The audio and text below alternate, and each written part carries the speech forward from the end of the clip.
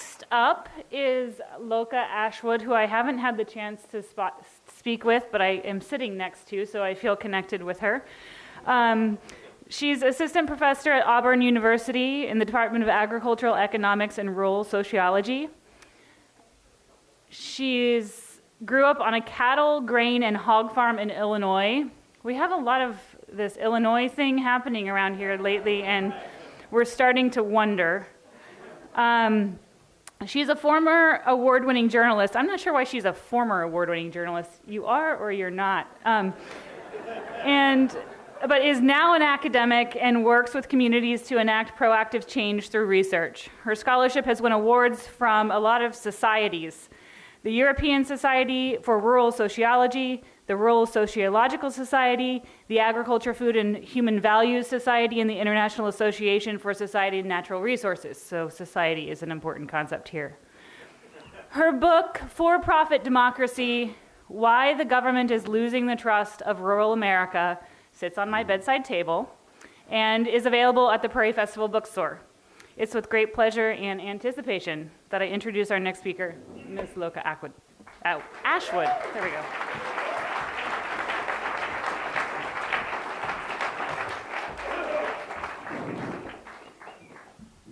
I hope that book isn't on your bedside because it puts you to sleep. No, okay. Just give me one.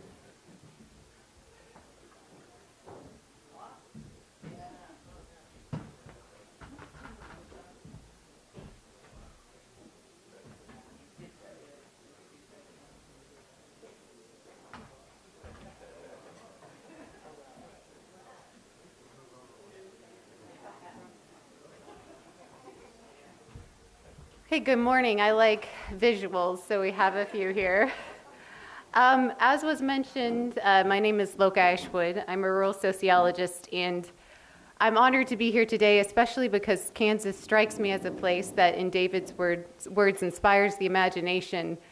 I left my two sons behind, and I talked to one of them this morning, and he asked me, "Mommy, did you sleep in Dorothy's bed last night?" So it's so sweet. He wishes he was here. He's 3, exactly the same age as Fred's youngest. And another thing about Fred, I wanted to say that I'm indebted to be here. We're from the same area of West Central Illinois, both fellow farm kids. And I've had the pleasure from learning and working with him in the past. And he took a liking to my book, and that means an awful lot. And you all are very lucky to have him. I know he's very missed in Illinois. And also I want to thank Anita Chase for helping me get my visuals set up just to kind of help tell my story today.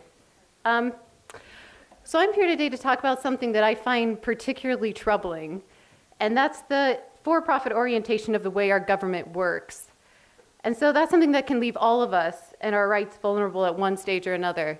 And I learned as much during my time in rural Georgia. I have a map over here that I'll point to throughout the talk so you can kind of see where I'm talking about. I did research there. I lived in a community there for a period of time, and I compiled archival and land ownership data through 89 interviews and old documents. And that's really where my ideas are coming from today. And I write about this in the book called For-Profit Democracy. So as a researcher and a teacher, a large part of what I do is I try to find where problems come from. So in however small of way that we can try to overcome them through knowledge. And as a rural sociologist, the problems that I work the most on, they ground themselves in rural America. But as I've learned, the problems of rural America do not start and just stop there. They are also the problems of urban and suburban America, because we are all in this thing together, this thing that we call democracy. So to understand the problem of profit serving as our government's compass, we can begin by understanding the positive premises of where a problem comes from. For if you don't have something wonderful that's worth defending and worth fighting for, then you scarcely ever have a problem. So at least then we can start with some optimism, and that's that we are lucky to have the problem of for-profit democracy. Right? Because we know that democracy holds many wonders that we believe in. So one of those wonders that I'm going to talk about today is land, our access to it, and our right to own it. And I want to begin by talking about something that haunts while it inspires so many of the rural people that I have had the pleasure of interviewing and living amongst when writing this book. They behold and they treasure the beauty of the land, and they mourn its destruction even when they sometimes are the ones leveling it to make a living. They remember the times that they had on their fields and their homesteads, even though they sometimes prefer to forget the bad in favor of the good. So one thing often remains true amidst all the memories and all the sentiments of those that I speak to, is that land, in the worst of times, even when all else in the world seems to falter, it still can provide food and water and shelter. So Sidney Jackson, who is with us in hands behind me, he explained this to me most clearly. We sat one steamy morning outside of his family church while members of the congregation took off up and down the hills for a walk in favor of their health and also in favor of Christ. Sidney lives in Burke County, Georgia, and you can see this in the map over here. So Georgia and then Burke County to the side. This is one of the many counties that form a strip across the rural South where the soil is rich and where most rural Black people live today. So centuries ago, Sidney's family lived in bondage in the Black Belt, forced to till the fields for wealthy plantation masters who owned the land. But in 1919, Sidney's father, Big Papa, he accomplished what was nearly impossible. His parents, freed slaves, had only ever dreamed of as much. He joined the ranks of 4.5% of Black farmers in Burke County that owned the land that they tilled. Sidney's father became a landowner. So as we sat outside, Sidney explained his father's and his motivation to me for buying that land, for getting that land. He said when Big Papa bought this land back in 1919 and 1928, he wanted his family to stand on their own. Our heritage is the spirit that Big Papa taught his children. So Sidney wrote a letter expressing even more poignantly what the land meant to him. He said, "We look at land as provision through which our Lord and Savior, Jesus Christ, provides food, clothing, and shelter for our family." But that was before Georgia Power, a private company owned by Southern Company, came to town and built the first 2 Vogtle nuclear reactors in the 1970s, just a few miles away from Sidney's house and his family's land. Today, another 2 reactors are under construction in the same area called Shell Bluff. It's the area where Sidney lives. In fact, this is the only place in the United States right now where nuclear reactor construction is underway. And Southern Company and its partners, they have the cash in an over $8 billion federal government loan to do this work. Southern Company is ranked 145th in the Fortune 500 domestic rankings. It has a lot of money, and it has a lot of power, both literally and figuratively. So a wise and quite direct nuclear operator that I interviewed in the book, he put it to me as follows: "There's no power like Georgia Power." So the power that large corporations like Southern Company hold has transformed power relations in rural America, especially for the most vulnerable people like Sidney and his family. Sidney explained to me how his family lost 300 acres to Georgia Power. An administrator was appointed to oversee their father's estate, as all the siblings had inherited by word of mouth something that's called heir property. It's a traditional practice that's common in rural Appalachia and some other pockets of the Black Belt. The administrator decided that he had to sell some of the land to deal with supposed family infighting. Sidney's brother tried to step in and buy the land, but the administrator refused his request. The land was instead sold to a corporation that promptly dissolved, and the owners became the Georgia Power Company. So ever since, Sidney has been fighting back to try to get his family land. He told me the Spirit of God is in this land. It is in the people. But Sidney and his family, they were far from the only ones in this part of rural Georgia that had lost their land to the power company. His white neighbors, likewise, had been dispossessed of their property. In fact, more white people live in direct proximity to the plant than Black people, although countywide, the population is about half Black and half white in Burke County. Few in the 5-mile radius of the Vogtle nuclear reactors had escaped the land takings. So you can see a map here, and this shows that a total of 43% of the land in the 5-mile radius, a full 5 miles, is now owned by the company or the state of Georgia. But before this plant arrived, none of the land was owned by either entity, the state of Georgia or Georgia Power. So what a surprise is this, the taking of rural people's land by private corporations working with the government, something that we scarcely hear about in the news, and it's certainly something I hadn't read a lot about in my field of sociology. So what happens when the very best that our democracy can offer, like the defense of property ownership, at least that's what is one of the best things it can offer for most of the rural people that I talk to. What happens when one of the things that people that rural Americans think is the best about democracy suddenly goes away? So a distrust takes root, it festers, and it spreads. Take Patty Sutton. Her family lineage traces back to some of the first white settlers in Burke County. So really some of the first settlers in this country that came from Europe. And Patty was a bit of a legend in the area. One of her admirers once told me, Patty, she's not afraid of anything. Once she caught a neighbor driving a four-wheeler across her property, and even though she was in her early 70s, she charged after him in her truck, chasing him through the wilderness of the Georgia pines. She stopped when she reached his farm, and she screeched to a halt. She jumped out of her truck, and she said, "Keep that damn contraption off my property." Sparks from that exhaust could light up the whole place. It was covered with pine needles. So when I finally sat down to talk to Patty about her land being taken by Georgia Power, she asked me with thunder in her voice, "How would it make you feel if they came and took over your land?" And I sort of gulped, like most people that looked into those blue eyes, which were quite intimidating, and I just replied, "Terrible." So Patty continued, and she told me the story. She said, "They got easements to run those lines all the way back through our property. The easement does not give them access to go anywhere across the property, but they go on across my land anytime they like without permission. Georgia Power will even go across the field rows. When my daddy was living, they stopped by and they told him, but we don't count." So let me stress that again. Patty said that we don't count. Rural people across the United States, they feel that they don't count. This is the political pulse coming from the countryside today. Certainly rural people are a minority. Only 15% of the population lives in rural America. And rural people are a poor minority, especially in the South where I work. In the South, 21% of rural people live in poverty versus 15.5% in metro areas. In fact, over half of all the rural poor in this country live in the South. These rural people that don't count, they want to count. They especially want to count when it comes to their rights like private property. So after all, they look to the Fifth Amendment of the Bill of Rights, which says that any person shall not be deprived of their property without due process, and further, that private property cannot be taken for public use without just compensation. So why is it that rural people don't count? Or let me rephrase this in a different way, rephrase what Patty said in a different way. Why do rural people's rights not count as much as other people's rights?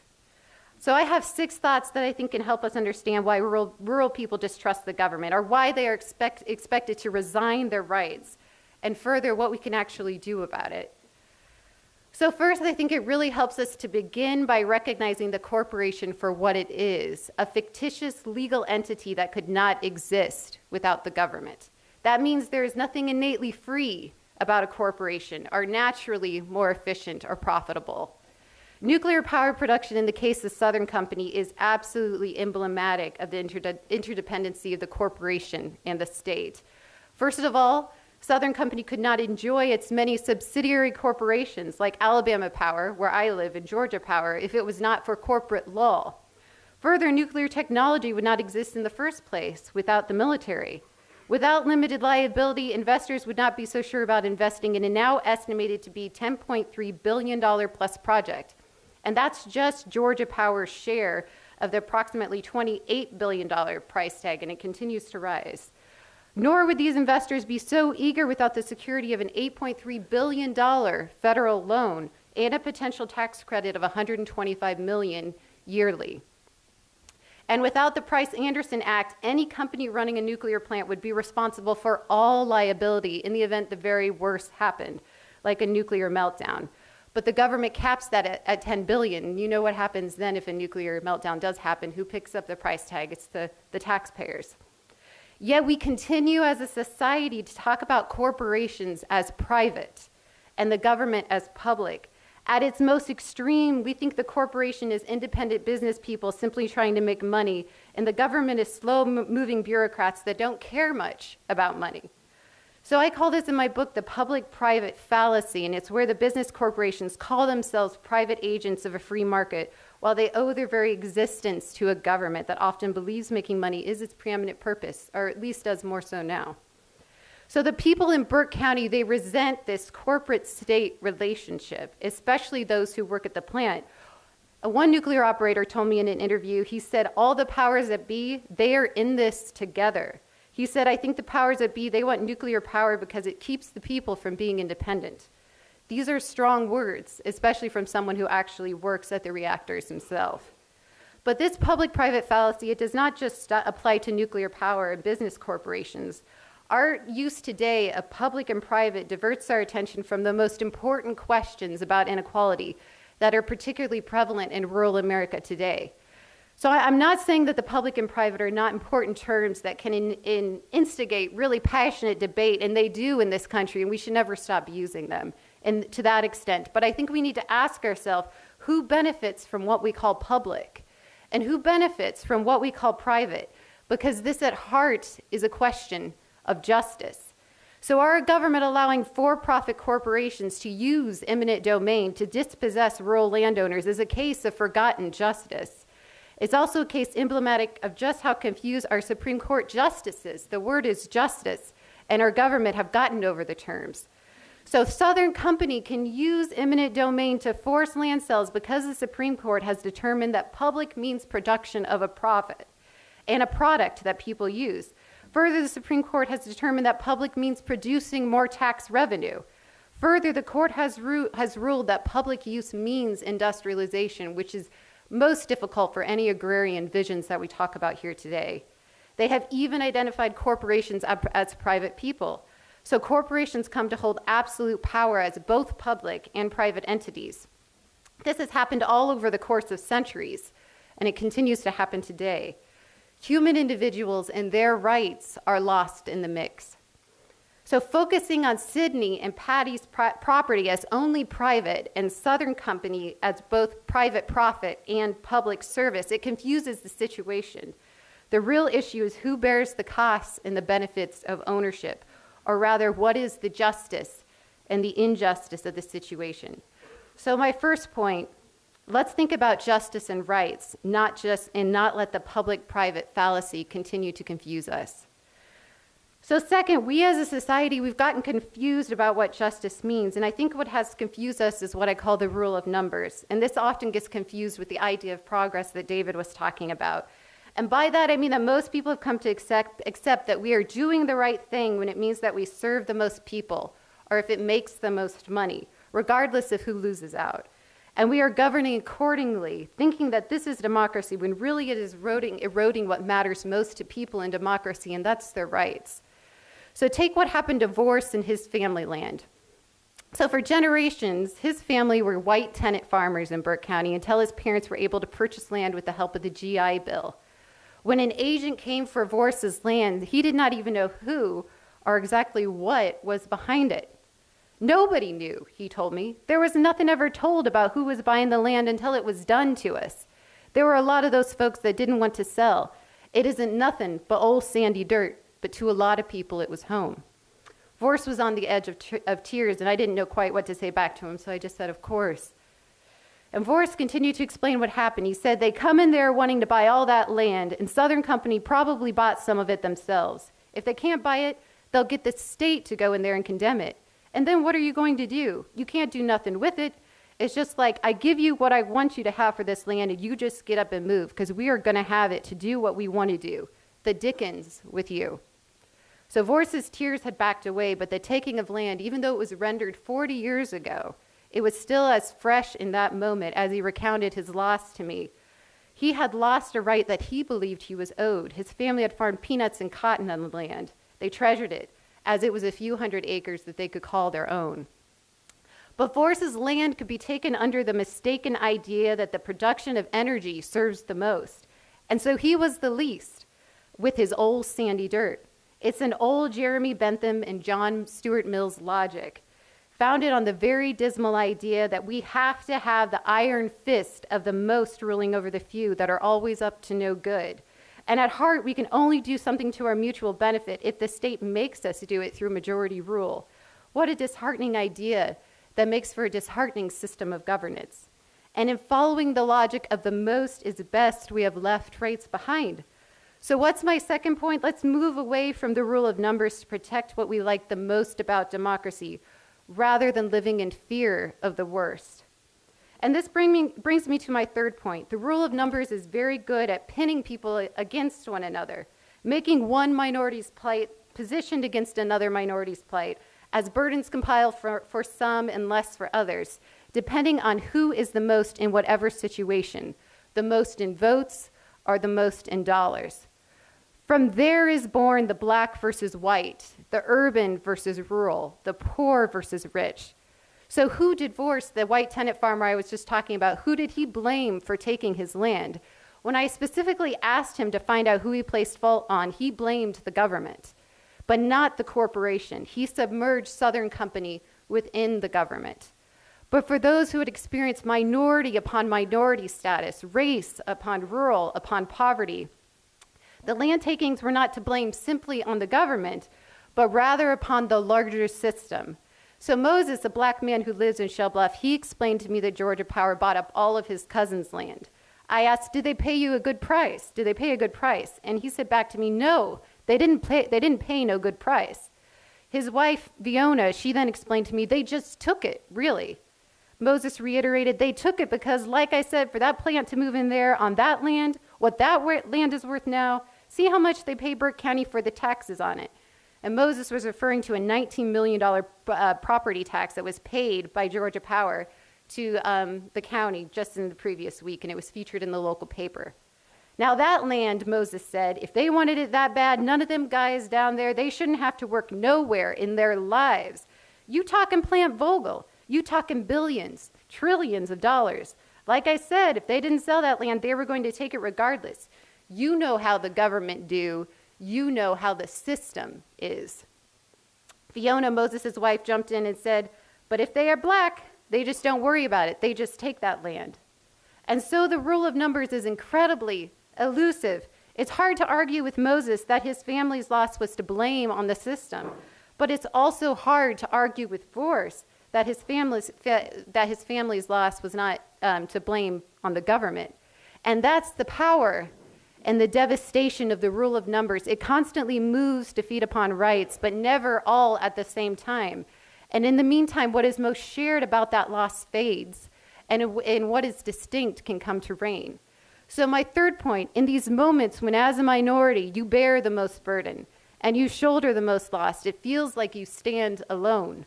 Even worse, it feels like the majority doesn't care or even expects it in that state of unknowing ignorance, that state of supposed bliss.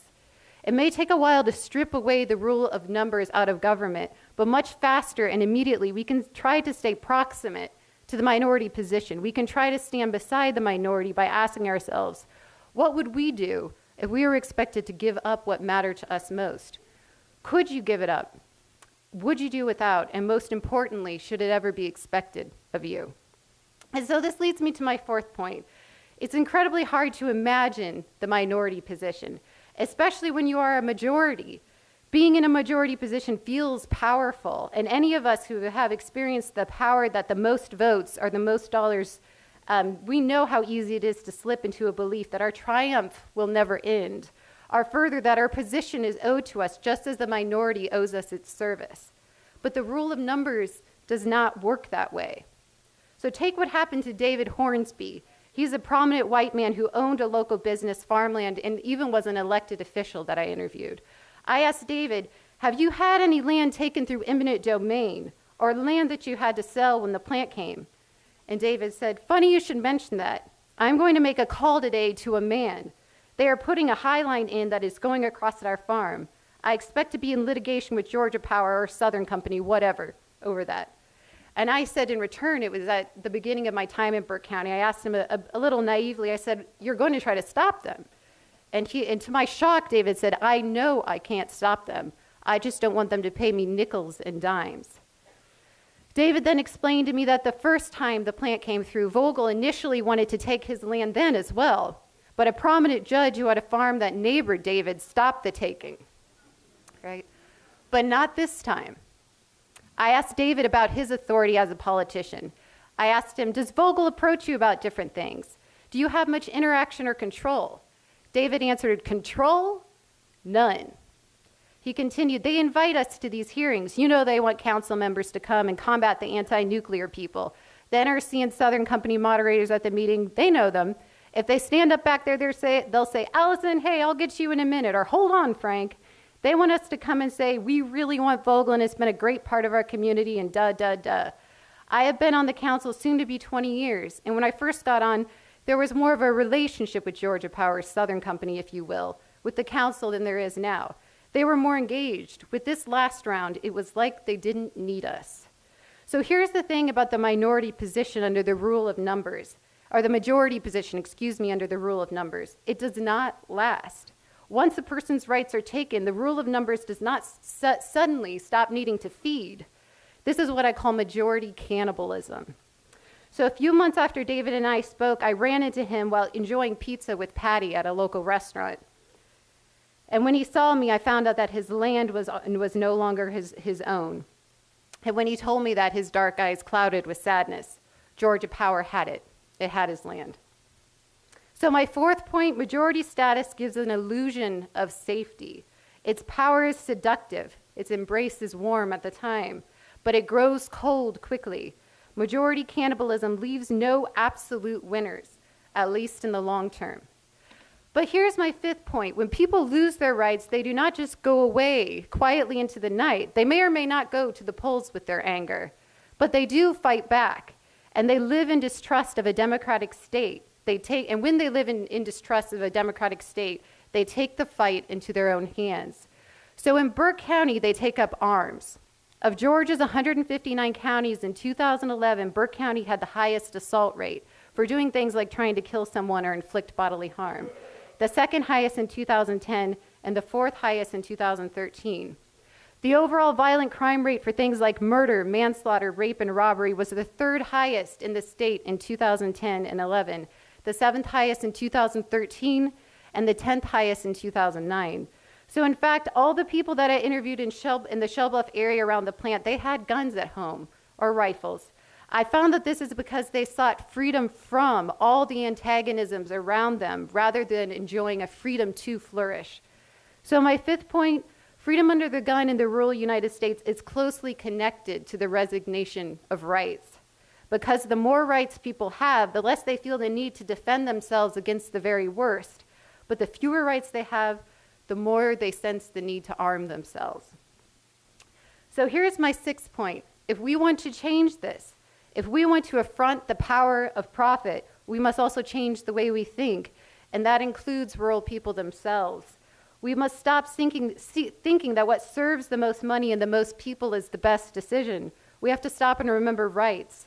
Only then can we remember justice and help avoid that dark moment when you find yourself a minority, forced to give up what you have just because it is supposedly good for others to take it.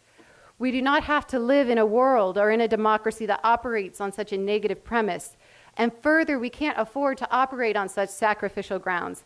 If we don't change our way of thinking, democracy itself stands tenuously, because people seek to reclaim their rights and defend them, whether the government does or not.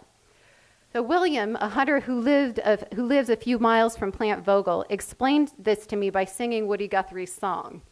I'm not going to sing. Any of you are welcome to.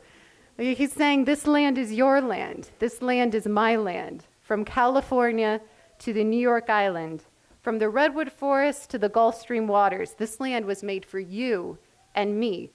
So William stops singing, but Guthrie continues. He says, nobody living can ever stop me as I go walking that freedom highway. Nobody living can ever make me turn back. This land was made for you and me. So William and some of his friends took to the forest, like the Robin Hood comment that was mentioned from this side of the room earlier. They took to the forest to hunt on land they no longer could, as it was claimed by the state and the company. They, without remorse, but with community support, became trespassers and poachers. Others, like Sidney, turned to the church for justice, to God as the ultimate authority. But everyone, in a large part, turned away from the state, from the government, as a tool for justice when it had, in a large part, become the very tool of injustice. William explained this in his singing, explained his view to me. He said, "They can take my land, come take it all. I do not care, come take all of it." He said, "It will still be there. A deed is only a deed." Thank you very much for listening, and I'll leave that for questions.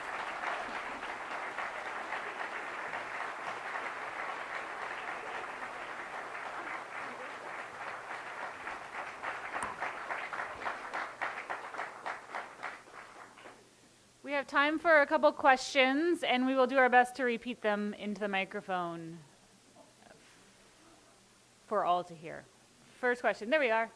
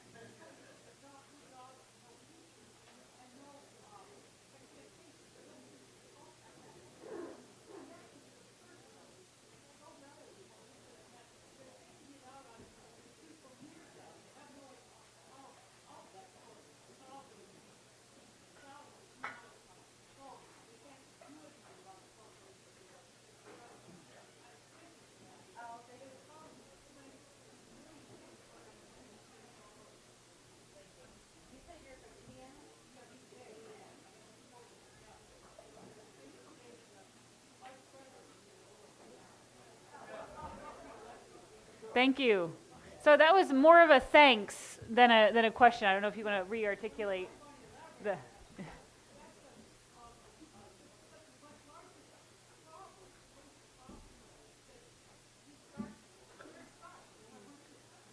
Do you want to comment on that? Certainly. We were just talking about the state of Indiana and the high sexual assault rate there. Is that what you... And we were talking, or you were explaining that it makes a connection to you that what do people do when they don't have an outlet to actually find justice anywhere else? Where do you go? What do you do? How do you take out those kinds of frustrations? Where do they go? And so we were talking about how that's connected to if you don't have that state support, that larger venue to try to exert your rights or find some sort of justice, then it festers.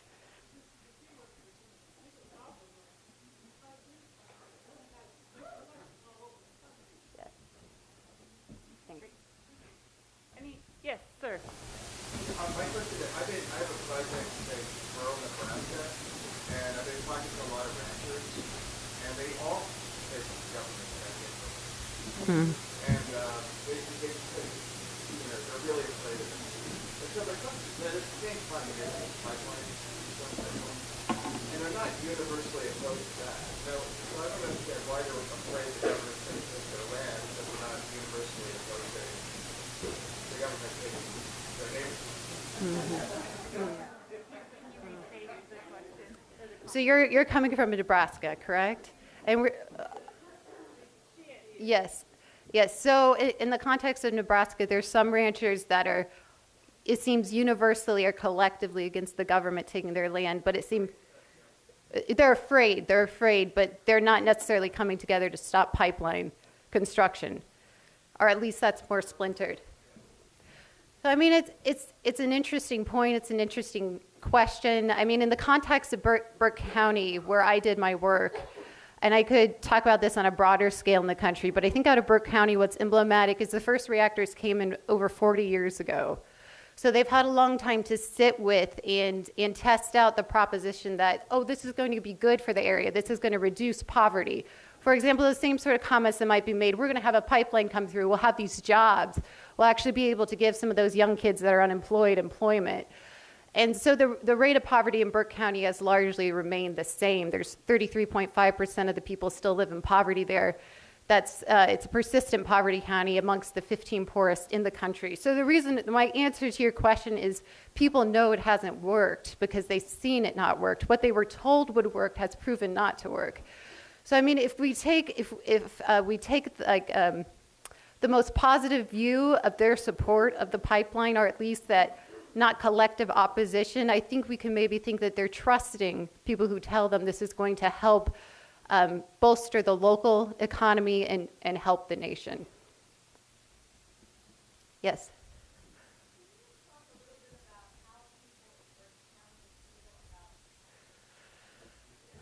Yeah. Okay, so how do the people in Burke County feel about Trump? So I have to say this book was fully written before Trump got elected. So I couldn't tell you on a general level of how they feel about Trump, but I do know that some of the white folks that I interviewed for the book did vote for him, and I remember one particular conversation where there was great offense taken to the deplorable comment. So the way in which that seemed to be applied to poor working class whites really fueled the fires of actually getting to a place to vote for some white folks in the community. I didn't have conversations about Trump specifically with the black families that I interviewed retrospectively. These are just conversations I've had, especially since the book came out, just in talking with people, but I didn't systematically ask people about Trump. I want to build on that comment and ask you about a book by a Princeton sociologist named Robert Wadsworth, who has written extensively about rural towns and farming towns and whatnot. He came out with a short book just earlier this year talking about high level of support for President Trump in rural areas. And he proposed several different ways of thinking about it, but one of them had a lot to do with pride. And it is something that non-landed urban people maybe have a limited understanding of. The degree to which people that are grounded in communities, that have family connections within communities, connect a great deal of their self-esteem to their control over the land. And they see that as a kind of a singular source of pride in a world that in so many ways has moved on and emphasizes the wealth and the power that is disconnected from land. Did a lot of the people that you spoke to speak of their property in that way, in a kind of a defensive, prideful way? The question is whether the people that I spoke to connected their land ownership to about their capacity to determine land use decisions on it in a sort of prideful way. I didn't. I mean, when I'm thinking about that, because nostalgia, I think what is most nostalgic when you've lost that access, it's not almost like a productivist version of how they could use their land, but it's more of a subsistence purpose of how they could use their land. For example, Sydney's sister talked to me about how they could take certain shortcuts to get to the Savannah River to go fishing, and now they can't walk across that family land in the same way. You have to, the context of poverty in this area also shapes the ways in which people would use the land. That isn't exactly just, we couldn't apply to every place else in the country. But I do want to say one other thing about the Trump appeal, and I think it's something that especially people in this room are very connected to the idea, the agrarianist logic, which is very much about almost a stateless vision, you could say, to an extent that really we need to have self-ownership over the land so we can do the right things with it for the right kind of future. And I think there is that sort of pulse that you see in other communities that I work with, like in North Alabama or in rural Illinois, this idea, and this particular rural idea, that we don't necessarily need the government. We don't want the government. And even though the very existence of a property right requires a state, there's still this ideology, this vision that perhaps we could live a better life free from the state. And I think Trump, of course, in action, has not realized that, but in ideology certainly does, which is that I'm going to reduce the government, I'm going to give authority back to the people in this country. And it's sort of a manipulation of terms, but it's one that appeals to people who are living in areas that are experiencing incredible economic decline.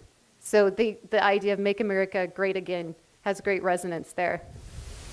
We have one right here, and then Claire, do you still? Okay, right here. Okay.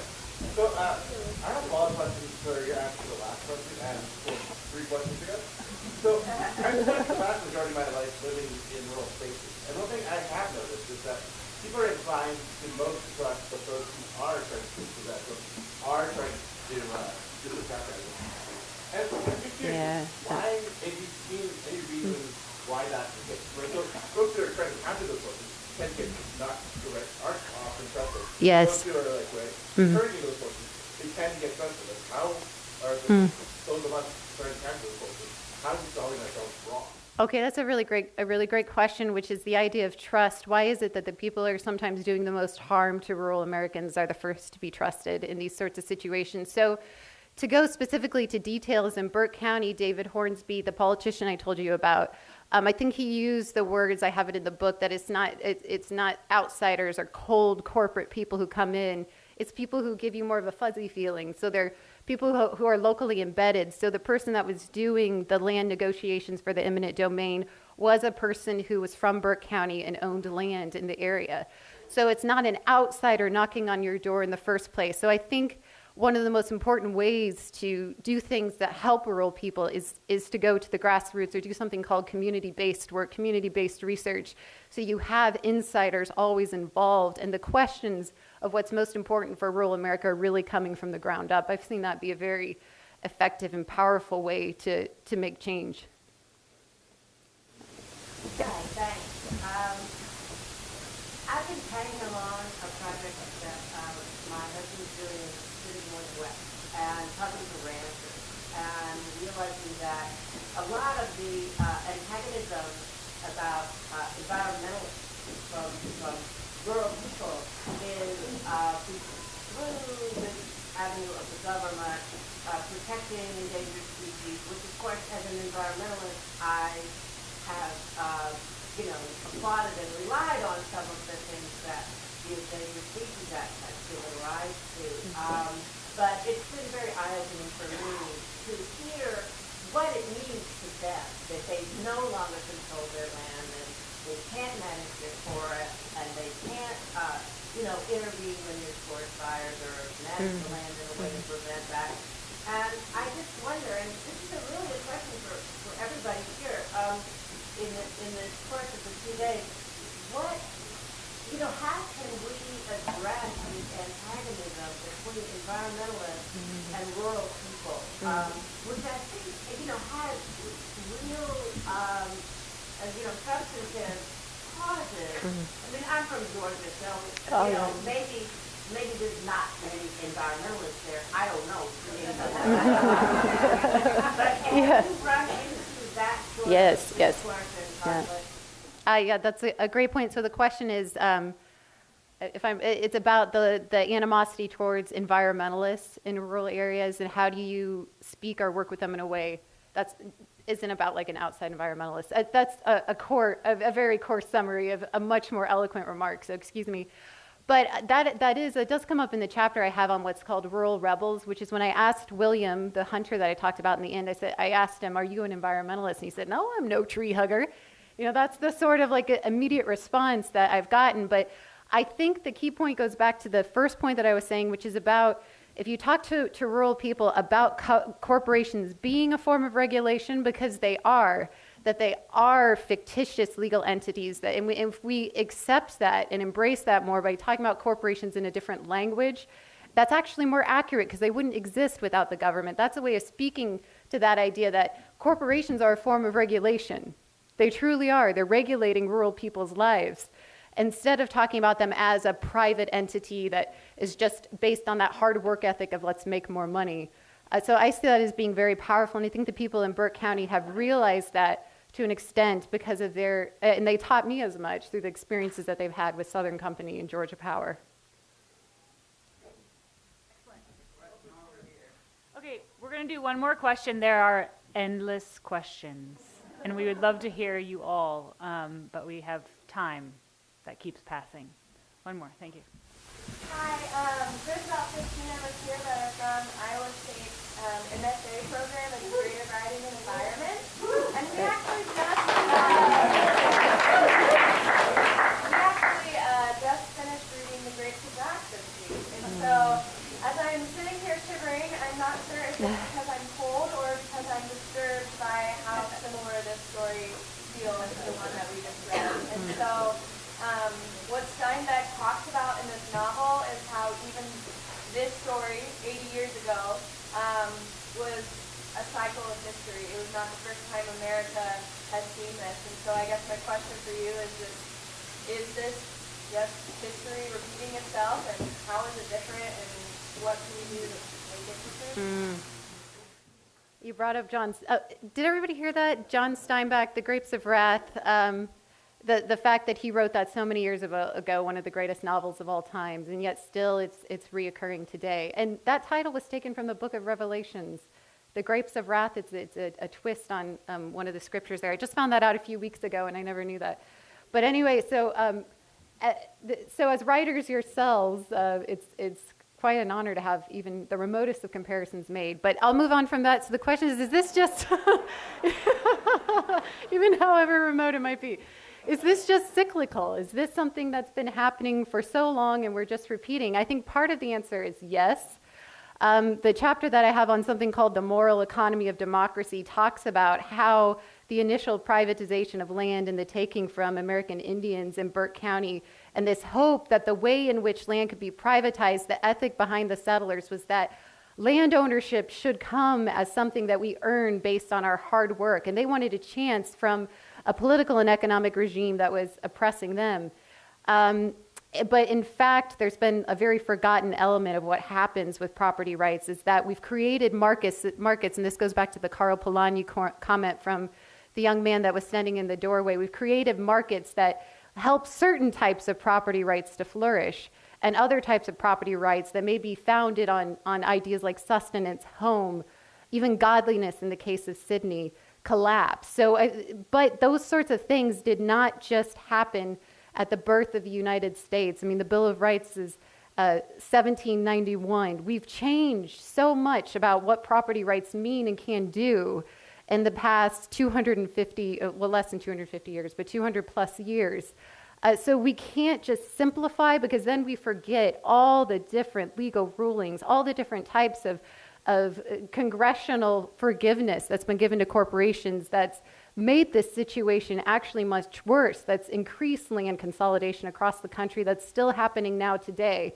So if we say, it's just the same thing that the Grapes of Wrath talked about, we'll never say it better than the Grapes of Wrath, right? But we have to remember, I think, all those different rulings that come in between and all the different legal apparatuses if we're going to figure out the particulars of change while keeping an ideological vision of the difference we want.